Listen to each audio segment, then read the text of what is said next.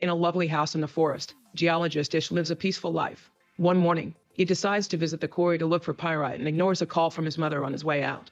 Moments later, while he's working, a snake suddenly bites his hand before crawling away. Panicking, he takes out his phone only to accidentally drop it down the hill. Next, he uses a knife to gain easier access and sucks the venom out. He rushes back to his house and drinks some water before collapsing on the bed, but then he becomes delirious. A few hours later, Ish hasn't moved and his hand is terribly swollen. He can hear someone knocking on his door and a helicopter outside, but he can't move or talk. In the evening, he crawls out of bed to get more water, but his movements are so clumsy that he spills it, so he has to suck it from the floor. Ish keeps calling for his mom while on his phone a text arrives from her saying, "We love you." Many days later, Ish wakes up feeling better and his hand is back to normal. He gets in his car after cleaning it and it takes it a few tries to start.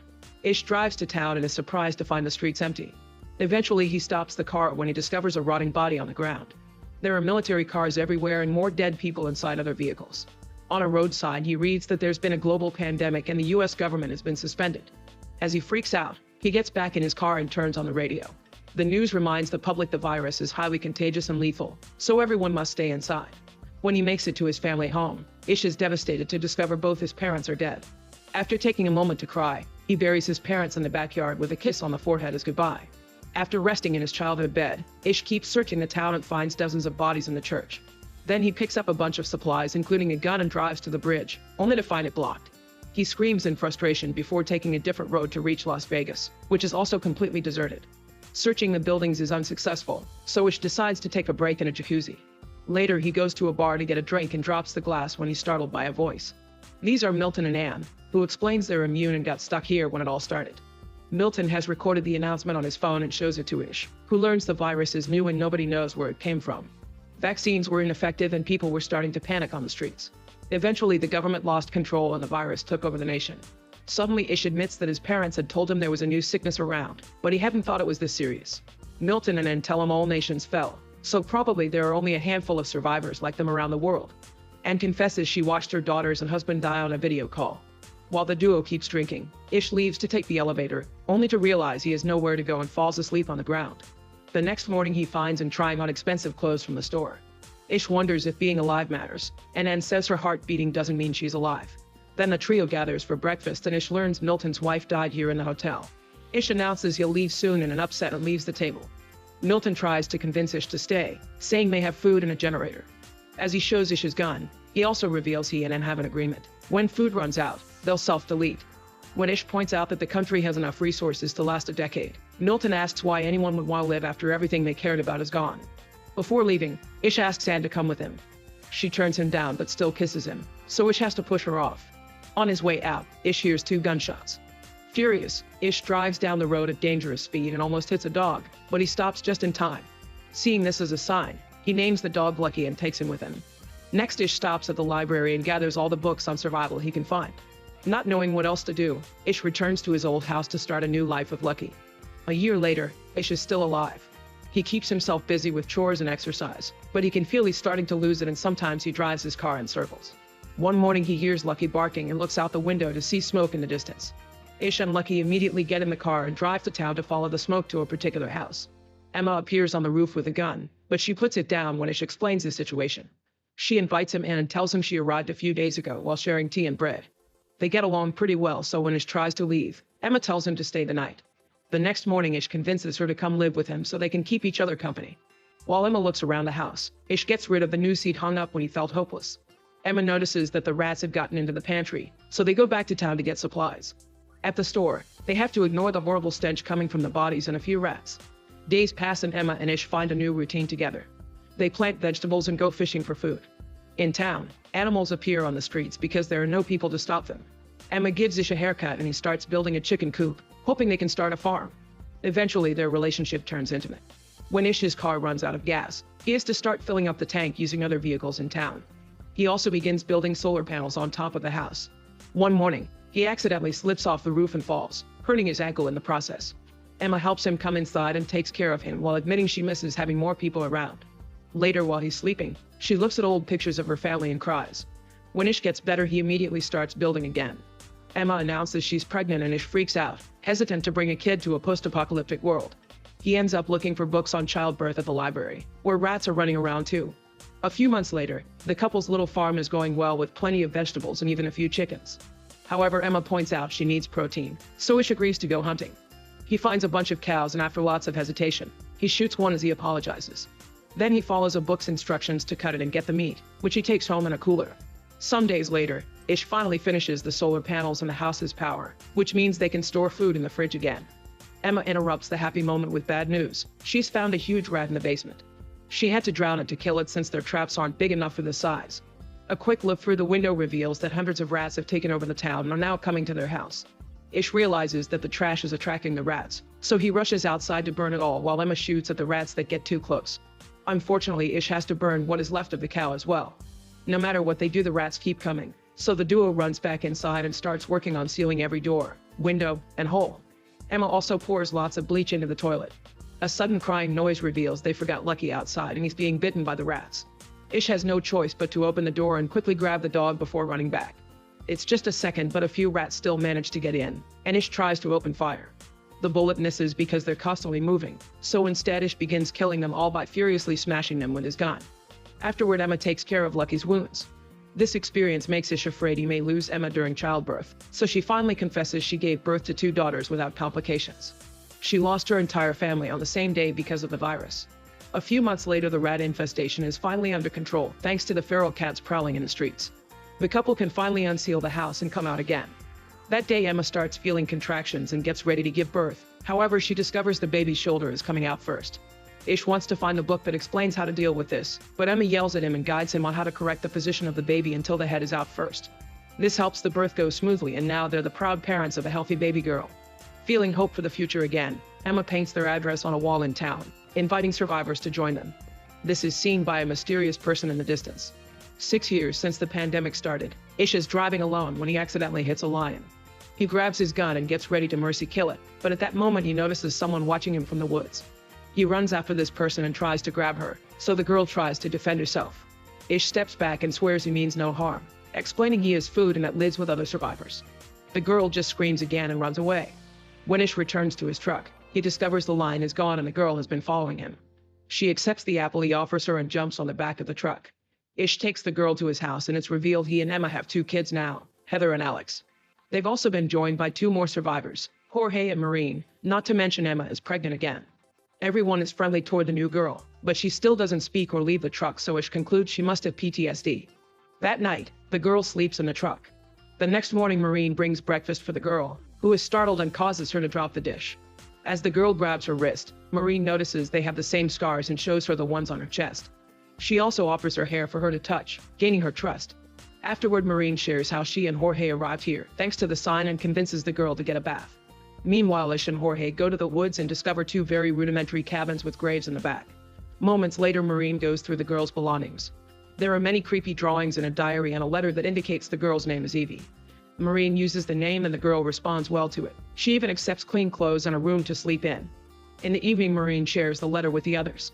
It was written by Evie's mother, who begged the reader to take care of her daughter.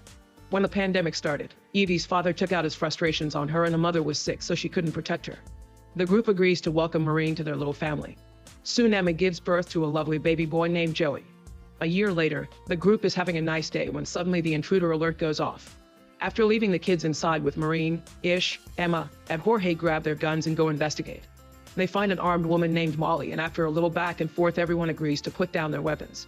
Molly introduces them to her friends Jean, Ezra, and Raif, and they all agree to go to the house. After more introductions, Maureen realizes Jean is a famous musician. The group comes from Oregon and claims they left because of a flu outbreak.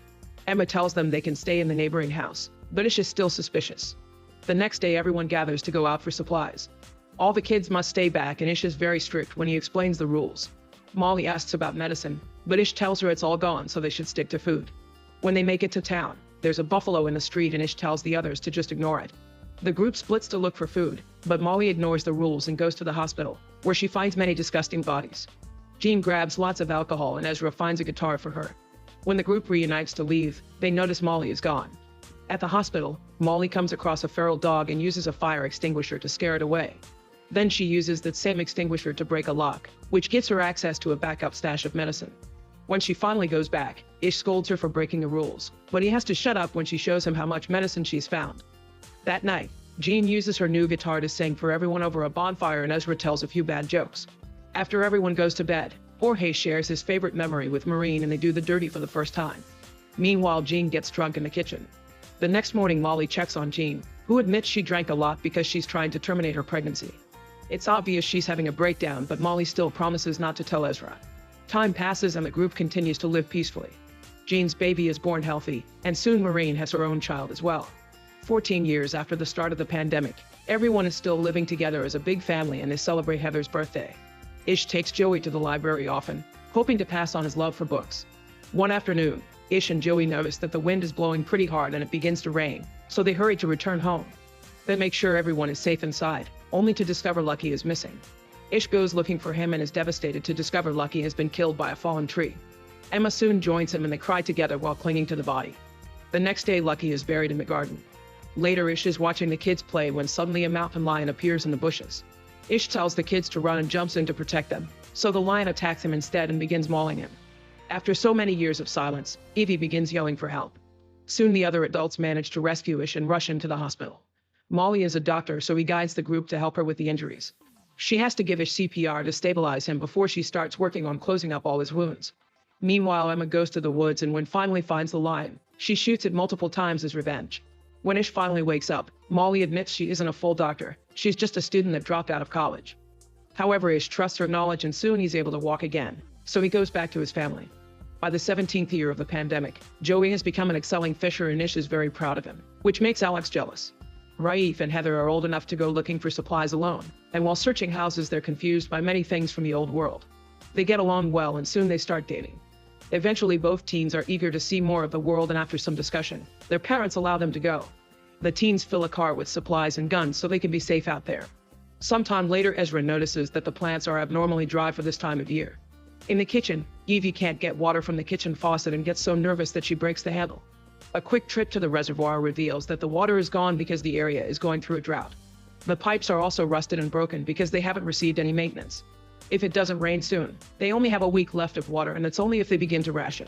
At that moment, they see two vehicles passing by, so the group rushes back to the house in case these new people are dangerous. Minutes later, Charlie and Perry show up outside the gate with a canteen full of water as a peace offering. Charlie explains his group found a drill outside of Nevada, and since then they've been drilling wells. They're willing to share this knowledge, so Emma finally opens the gate for them and both groups share a meal together. Ish agrees to exchange all his spare fuel for a well, so after lunch Charlie starts digging. The whole process will take around 72 hours. In the afternoon, Ish and Charlie go hunting together and Ish is startled when Charlie suddenly shoots behind him just to kill an animal. Charlie explains he's a very good shooter because he's had lots of practice and not just on deer.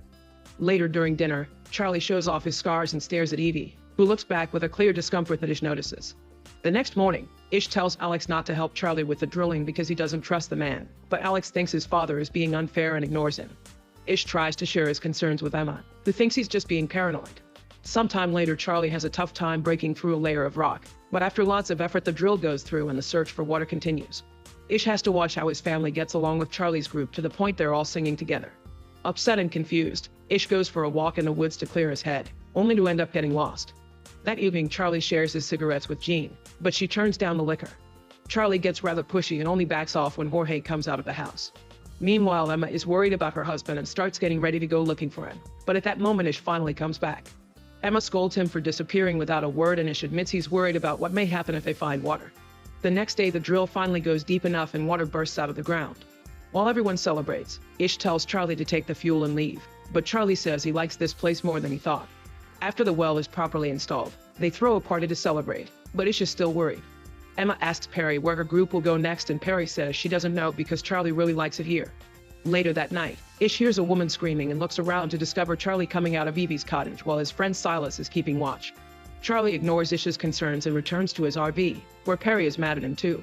At the same time, Ish goes to the cottage and finds Evie crying because Charlie took advantage of her. Ish's family gathers to discuss how to deal with Charlie.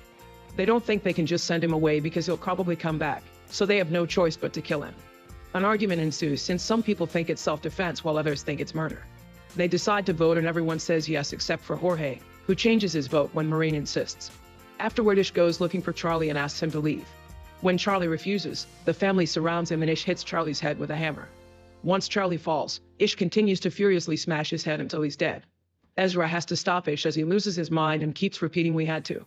Then Ish tries to wash all the blood off the hammer, commenting on the irony that the blood belongs to the person who gave them water. Emma comforts Ish and tells him he did what he had to. The next morning, Charlie's body is thrown into the ocean. The family tells Perry that Charlie is gone, but she and her people are allowed to stay. Perry catches on to the real meaning and is actually relieved because she's another of Charlie's victims. Afterward, they inform the rest of the group that Charlie is gone and Silas gets angry, saying Charlie never changes plans. As Ish's group gets their guns ready in case Silas reacts, Corey points out it's a good thing Charlie is gone and the rest of his group backs him up. Silas calls them all cowards and leaves the community. When Alex comes out of the house and asks about Charlie, Ish tells him he's gone because he heard Evie. Alex doesn't take the news very well. At that moment, Silas comes back and asks to stay because he has nowhere else to go, pointing out Ish was the first person brave enough to fight Charlie's control. However, Ish doesn't let him in, saying Silas is at fault too for keeping guard for Charlie instead of warning the family. 20 years after the start of the pandemic, it's clear Earth is healing thanks to the lack of humans. Joey and Corey have been working hard and have managed to build a modified version of Da Vinci's airplane. It needs a few more tweaks, but they hope they can fly it soon. Everyone is excited except for Alex, who is still jealous. In the evening, Joey admits he isn't feeling well and Ish makes a root concoction for him. However, in the middle of the night, Joey goes into his parents' room covered in sweat and suddenly passes out. Ish runs to look for Molly, only to discover Corey and other members are sick as well. Molly points out this is moving too fast, so it can't be a common cold, and suspects it may be related to the original virus. Ish begins arguing with her over how to proceed, but they get interrupted when Perry arrives saying she's also sick. Soon the entire household is helping Molly take care of the sick people. Still in denial, Ish takes care of Joey in his room and has a vision of Charlie watching them. As time passes, Ish spends most of his hours sitting next to Joey, which makes Alex angry because he knows his father wouldn't be as worried if he was the sick one. Sometime later, Heather comes back, but she's alone because Raif died. She can tell her parents are tired and takes over a shift to watch Joey. No matter how many days pass though, Joey doesn't get any better, and Ish thinks he's being punished by God for killing Charlie. Getting desperate, Ish decides to cut a hole in the bridge barrier, which is big enough for him and a bicycle. Now he can finally cross the bridge and reach the big city, which is covered in plants. He rushes to the hospital and after breaking a few doors, he finds lots of medicine. During his search, he has a vision of Charlie again and his guilt continues to haunt him. Ish decides to stop at the chapel and asks God to take him instead of Joey. At the house, Heather shares her journey with the others. She and Raif drove north but didn't find a single person. They got to see the beach and admired its beauty, but towns were unkept and rotten. One day, they saw some numbers with an arrow painted on a building. They started to follow them and found the same arrows painted on other buildings, trees, and even rocks, but they never took them anywhere. Eventually, they decided to stay a few days on top of a mountain. Suddenly, they heard a noise and a strange man appeared in the woods. Heather tried to follow him, but he ran away. When the couple returned to their tent, the man reappeared and grabbed Raif from behind. Raif tried to fight him, but the man retaliated by stabbing him with a knife. A furious Heather immediately threw an axe at him, killing him. Raif only got to say goodbye before dying as well. After burying him, Heather started to make her way home on foot because her car broke down. Hearing all this makes Gene start drinking again. As soon as Ish comes back, he starts getting things ready for a blood transfusion, hoping to pass his immunity to Joey. Heather immediately calms him down and advises him against taking extreme measures too soon. Then she tells her to go to Molly because she's created a new medicine made from a tree. Ish picks up Joey and takes him to Molly, who explains the medicine may take a few days to take effect. Since Joey is burning with fever, Ish gives him a freezing bath. A few days later, everyone is starting to feel better. Molly explains this is a strain of the original virus and she can only treat it because it's weaker. Meanwhile, Corey asks Heather for a description of the man that killed Raif and realizes it was Silas. Now he has to decide if keeping the secret or not. Unfortunately, the medicine doesn't work on Joey, who says his final words to his parents and dies in his bed. Ish doesn't take it well and drives out of the house at great speed, ignoring his family's concerns. He finds the sign Emma painted years ago and covers it up. Then he goes to the library and starts throwing and destroying the books in a fit of fury. At the house, they bury Joey with a few more people who couldn't survive the virus either, and they hold a small funeral. Later, Emma finds Ish still at the library with a match in his hands. She reminds him it was all already gone before Joey, but he still has other children and friends to live for. This convinces him to return to the house, but he still doesn't know how to live again. A few days later, Ish goes on a hike and finds a beautiful view of the perfect sunrise, which shows what the world has become. When he goes back, he tells the kids he got it all wrong. He's been trying to teach them lessons from the old world, but now they live in a different place. Ish announces they don't need him to teach them anymore because the world is their teacher now. A year later, Ish finally forces himself to enter Joey's room. While picking up all the unused things, he discovers Joey's diary. The boy had wanted to find more people even if Ish didn't agree, and he had started to design a diagram for a radio with its own antenna. Wanting to celebrate his son's legacy, Ish tells the others they have a new project to work on together. Eventually, the radio is finished and the antenna is installed on top of the house. The machine does work, but for now nobody answers. Ish spends every waking hour trying every single frequency, hoping someone out there eventually will come through. One afternoon, Emma convinces him to take a break and they join a baseball game the others are playing using random objects from the house. They have an afternoon full of fun, but Heather can't help wondering why a ball game has so many numbers. Ish explains that in the old world, everyone was hung up on statistics, measuring, and ranking everything. Hearing this causes Heather to remember the numbers with the arrow, and Ish realizes they're a frequency. The group rushes to the radio and tries Heather's numbers. After a few minutes of silence, they finally get an answer. There's a 77-member community less than 100 miles away at what used to be a state park. After some discussion, Ish's group invites these survivors to join their community. 50 years after the beginning of the pandemic, an old Ish passes his hammer to Heather's oldest son. Ish tells him that his last lesson is that men and women come and go, but the earth abides. Make sure to subscribe and turn on notifications so you can watch more videos like this. Thanks for watching.